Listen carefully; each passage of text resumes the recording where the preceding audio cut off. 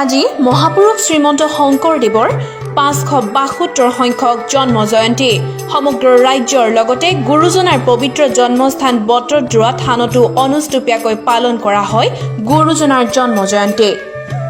শ্ৰী শ্ৰী বটদ্ৰৱা থানত মহাপুৰুষ শ্ৰীমন্ত শংকৰদেৱৰ 572তম জন্ম জয়ন্তী উৎসৱ আমি দুদিনীয়া কাৰ্যসূচী পালন কৰিছোঁ।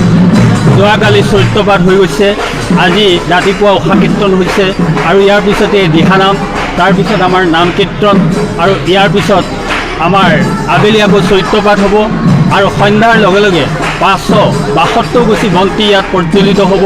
আৰু এইবাৰ কৰোনা মহামাৰীৰ কাৰণে আমি চৰকাৰী নীতি নিৰ্দেশনা মানি পেলাই সাংস্কৃতিক অনুষ্ঠান আমি ইয়াৰ পৰা আঁতৰাই ৰাখিছোঁ।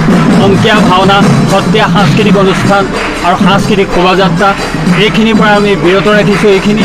আৰু গতিকে পৰম্পৰাগত যিখিনি, সেই পৰম্পৰাগতখিনিৰ ভিতৰতে আমি আবদ্ধ আছোঁ।